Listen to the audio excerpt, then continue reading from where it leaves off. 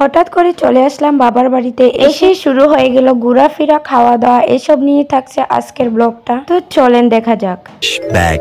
Hello everyone, আসসালামু আলাইকুম, welcome back to my channel Subarna Akter. আশা করি আপনারা সবাই অনেক ভালো আছেন আর আপনাদের দোয়া আল্লাহর রহমতে আমরাও অনেক বেশি ভালো আছি। আজকে সন্ধ্যাবেলা হঠাৎ করে চলে আসলাম বাবার বাড়িতে। বাবার বাড়িতে আসার কারণ হচ্ছে আমার এই চাচাতো দুই ভাই বোনের আজকে আকিকা, তাই চলে আসলাম বাবার বাড়িতে। তো আমি প্রথমে চলে আসলাম আমার চাচাতো বোনের কাছে, মানে যার আকিকা, তার একটু ভিডিও করে নিলাম। তারপর চলে আসলাম চাচাতো ভাইয়ের কাছে। এসে তো দেখতেছি আমার ভাইটা লজ্জায় ক্যামেরার দিকে তাকাতে পারতেছিল না। অনেক চেষ্টা করার পর একটু সময়ের জন্য তাকিয়েছিল আমার ভিডিওর দিকে, আর দেখুন কত লজ্জা পাচ্ছিল, সে ভিডিওর দিকে তাকাতেই পারতেছিল না। পাঞ্জাবি টুপি পরে একেবারে রেডি হয়ে গেছে, হুজুর আসার জন্য অপেক্ষা করতেছিল। মাশাআল্লাহ অনেক সুন্দর লাগতেছিল আমার ভাইটাকে। এই দিক দিয়ে খাওয়ার ঘরে এসে দেখি আমার আরেকটা ভাই বসে আছে হুজুর সাহেব সেজে, ওকেও অনেক সুন্দর লাগতেছিল, মাশাআল্লাহ বলবেন সবাই। তো আমি রুমে এসে প্রথমে একটু নুডলস দিয়ে সন্ধ্যার নাস্তাটা করে ফেললাম। আর রাতে তেমন কিছু খাওয়া হয়নি, কারণ আমি ঘুমিয়ে পড়েছিলাম। এই তো সকালবেলা উঠে দুই মা ছেলে মিলে হাঁটতে বের হয়ে গেলাম। হাঁটতে হাঁটতে দেখি কোথায় যাওয়া যায়, কোথায় যাব ভাবতে ভাবতে চলে আসলাম আমার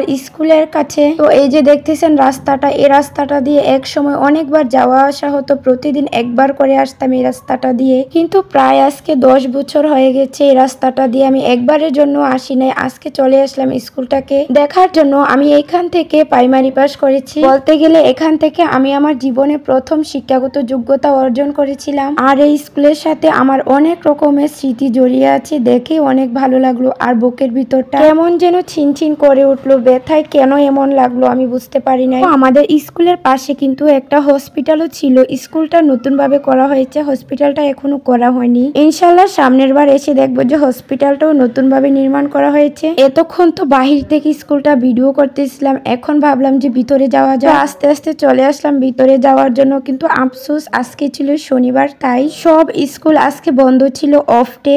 তারপর এই আর কি বাহির থেকে একটু দেখেই চলে আসলাম। এখানে স্কুলের প্রথম গেটটা খুলে বারান্দার মধ্য দিয়ে হাঁটতেছিলাম আর স্কুলটাকে ধরে ধরে দেখতেছিলাম যে স্কুলের সাথে আমার কত জড়িয়ে আছে। আর এখানে কত খেলাধুলা করেছি, কত কি, এসব বলে কখনো শেষ হবে না। এদিক দিয়ে আমার ছেলেও আমার সাথে গিয়েছিল স্কুলটা দেখার জন্য। তো আমি এইদিকে বারান্দার মধ্যে হেঁটে হেঁটে দেখতেছিলাম, আর অন্য দিক দিয়ে দোতলার মধ্যে ওঠার জন্য সিঁড়ি করা হয়েছে, মানে স্কুলটা পুরোপুরি 3 তলা করা হয়েছে। আর দোতলার মধ্যে ওঠার জন্য যে গেটটা ছিল সেটাতে লক করা ছিল, তাই আমরা দোতলাতে যেতে পারিনি। এখন স্কুলের মেইন গেট বন্ধ করে চলে যাচ্ছি সবাই, কারণ স্কুল তো ফাঁকা, তাই কিচ্ছু দেখা যাচ্ছিল না। আমরা চলে যাচ্ছি, অবশ্যই অন্য একদিন আসবো, তারপর পুরো স্কুল আর ক্লাসরুম গুলা ভিডিও করে দেখাবো আপনাদেরকে, আমি নিজেও দেখবো। আমি যে রাতের খাবারটা খাইনি, তাই সকালে চলে আসলাম খাওয়ার জন্য। এসে প্রথমে দেখতেছিলাম যে কি কি রান্না করা হয়েছে। এই দিক দিয়ে অনেক কিছুই রান্না করা হয়েছে। এখানে ছিল আলু আর মুরগির ঝোল, অন্যদিকে ছিল টমেটোর চাটনি,